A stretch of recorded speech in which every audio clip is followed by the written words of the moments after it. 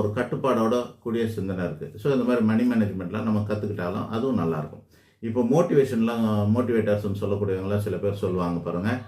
இப்போ நம்ம விதியை பற்றி சொல்லிட்டு வந்தோம். இவ்வளோ நேரம் லக்னத்தை பேஸ் பண்ணி இவ்வளோ விஷயத்த நம்ம சொல்லிட்டு வந்திருக்கிறோம். இப்போ ராசியை பேஸ் பண்ணி சொல்லலாம். ராசினா என்ன அப்படின்னா, சந்திரன் நிற்கிற இடத்த ராசின்னு சொல்கிறோம் இல்லையா? அதனிருந்து தான் அமைப்பும் எண்ணி கணக்கு பண்ணி ஜாதக ரீதியாக சொல்லலாம். அது அந்த ராசிங்கிறது என்னென்னா, ஒரு மனிதனுடைய சுபாவத்தை குறிக்கும்னு அர்த்தம். அவனுடைய கேரக்டரு, அவனுடைய மன ஓட்டம், எண்ண ஓட்டம் அப்படின்னு சொல்லலாம். அதனால் அதுக்கு பேருன்னா மதின்னு பேர். இந்த மதிய படி நடக்கிறவங்க கூட என்ன பண்ணுவாங்கன்னா, அதுக்கு ட்ரைனிங் ஆனால் கூட அவங்களும் பெரிய ஆள் ஆகிறாங்க. இதை பற்றி தான் மோட்டிவேட்டர்ஸ்லாம் சொல்லுவாங்க. பணத்தை சேர்த்து வைங்க எப்படின்னு அட்வைஸ் பண்ணுறாங்கல்ல. விதிப்படி தான் நடக்கணும்னு அவசியம் இல்லைங்க. மதியின் அடிப்படையில் கூட நம்ம விதியை மாற்றிக்கலாம். விதியை மதியால் கூட வெல்லலாம். உங்கள் விதி சரியில்லாமல் இருந்ததுன்னா, உங்கள் எண்ணம் சரியாக இருந்ததுன்னா, நீங்கள் ஜெயிக்கிறதுக்கான வாய்ப்புலாம் நிறைய உண்டு எல்லா விஷயத்துலையுமே. அந்த வகையில் மோட்டிவேட்டர்ஸ்லாம் என்ன சொல்லுவாங்க அப்படின்னாக்கா, பணத்தை பற்றி கையாளுற விஷயத்தெல்லாம் சொல்லுவாங்க. இப்போ கூட சமீபத்தில் சில ரீல்ஸ் எல்லாம் நான் பார்த்துருக்குறேன். அதில் என்ன வருதுன்னா, ஒரு ஆள் இங்கிலீஷில் சொல்கிறார். இந்த பக்கம் இது ஏழைகளோட ஆட்டிடியூட், இது பணக்காரனோட ஆட்டிடியூட். வீட்டில் குப்பையாக வச்சுருந்தாங்கன்னா அது ஏழையோட ஆட்டிடியூட், சுத்தமாக வச்சா பணக்காரன் ஆட்டிடியூட். இந்த மாதிரி இடத்துல சாப்பிடணும்னு ஆசைப்பட்டால் அது ஏழையோட ஆட்டிடியூட். இந்த மாதிரி விதமாக சாப்பிட்றாங்கன்னா அது பணக்காரன் ஆட்டிடியூடு. போகிற இடங்களெல்லாம் ஃபோட்டோ எடுத்துக்கிட்டே இருந்தாக்கா அது ஏழையோட ஆட்டிடியூடு. ஃபோட்டோ எடுக்காமல் சாப்பிட்டது கூட எங்கே தெரியாமல் டீசெண்டாக வர்றாங்கன்னா அது பணக்கார ஆட்டிடியூட்.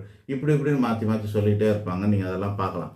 ஸோ சுபாவம் தான் நாங்கள் வாழ்க்கையாக இருக்குது பாருங்கள். அப்போது நம்ம ஜஸ்ட் அடித்தாங்க காப்பிங்கிற மாதிரி பணக்காரன் என்ன பண்ணுறான்னு பார்த்து அதை கூட நம்மளால் காப்பி அடிக்க முடிகிறதெல்லாம் பண்ணலாம். அவன் செய்கிற செலவில் நம்மளால் பண்ண முடியாது. அதை தவிர செலவை தவிர அவனுடைய சுபாவத்தை நம்ம ஃபாலோ பண்ணாலும் நம்மளும் பணக்காரன் ஆகிறதுக்கான வாய்ப்பு உண்டு. அவனுடைய நட உட பாவனை சொல்லு செயல் எப்படி இருக்குதுன்னு பார்த்தா அதை மாதிரி கூட நம்ம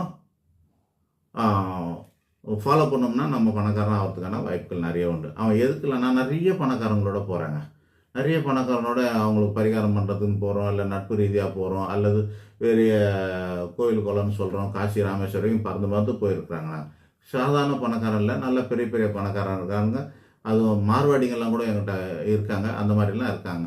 அவங்க எனக்கு தாராளமாக செலவு பண்ணுறானுங்க. முழு செலவை அவனே கூட எடுத்துக்கிறான். ஃப்ளைட்டில் போகிறதுல, ஹெலிகாப்டரில் பறக்கிறதுலேருந்து எல்லாத்துக்கும் என் செலவெல்லாம் அவன் கூட ஏற்றுக்கிறாங்க. ஆனால் அவன் தனியாக செலவு பண்ணுறது பார்த்திங்கன்னா ரொம்ப கம்மியாக இருக்குதுங்க. அங்கே ரொம்ப கால்குலேட்டிவாக தான் செலவு பண்ணுறாங்க. பொருளுங்களை சிக்கனமாக பயன்படுத்துகிறான். எல்லா விஷயத்துக்கும் அவனுக்கு தெரியுது. பண்ண வேண்டியது பண்ணுறான். போடணும்னு இவ்வளோ பெரிய தட்டில் வச்சு